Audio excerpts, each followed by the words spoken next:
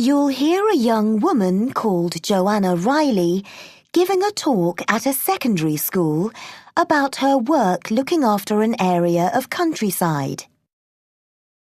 For questions 24 to 30, choose the best answer, A, B, or C.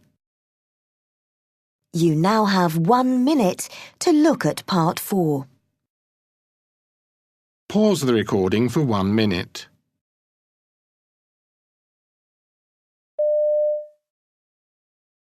We have with us Ms. Joanna Riley, whose work as a ranger involves taking care of an area of countryside near here. This morning, she's going to tell us a little about her work, which I'm sure you'll find very interesting. Ms. Riley. Hello, everyone. Yes, I've got a lovely job, and it's the only one I've done or ever seriously thought about doing. I made up my mind that this was the work for me long before I went to university. Actually, it was when I was doing coursework on a class trip, when I was about your age, that I first saw the kind of things that a ranger does. And it looked great. Of course, it helped that at the time the sun was shining. So what does the work consist of? Well, lots of different things. From putting up signs and maintaining them, to forest and wildlife conservation, from reporting any flooded or blocked footpaths, to doing minor repairs to things like wooden gates. And one of my favourites, accompanying groups of school students.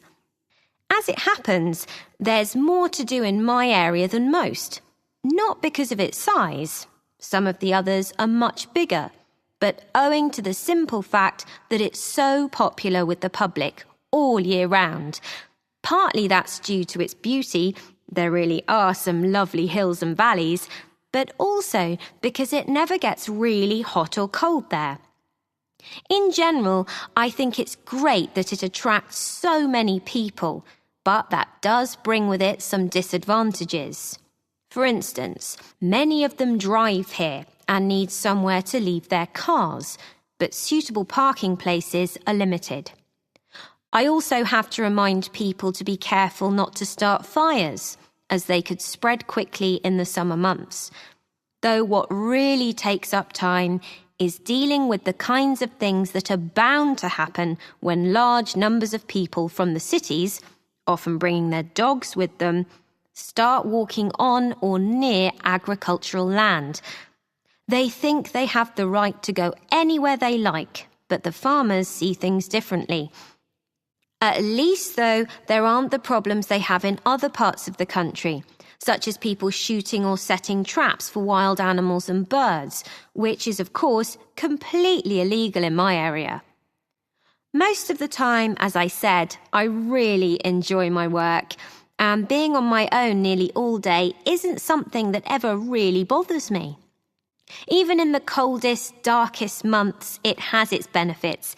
Seeing the lakes and rivers covered in ice and snow, the clear nights and so on. The one thing that gets me down, though, is coming across piles of cans and packets and other stuff that people can't be bothered taking home with them.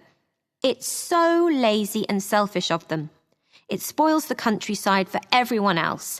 It can be harmful to wildlife too. One of my jobs is to provide bins, and I just don't understand why some people don't use them. I was pleased recently when a law was passed giving rangers some quite useful powers.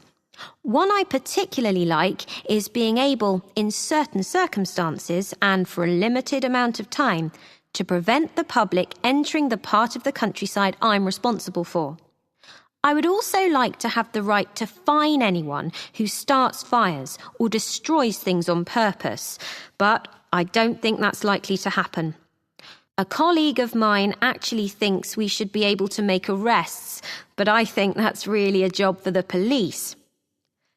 So now you've heard about some of the good things and the not so good things about a ranger's work, what should you do if you're interested in becoming one? Well, you'll probably need a degree. Mine is in geography, but I think biology or environmental studies would be more useful. Then, in your student vacations, get some unpaid work helping rangers with things like tidying footpaths or cutting hedges. That will impress employers when you get to an interview, but please don't make the mistake many applicants do of insisting on working near where you live. You're unlikely to be successful if you do that. Well, thanks very much for your time, and if you do decide this is the job for you, good luck. Now, if there are any questions, I'll be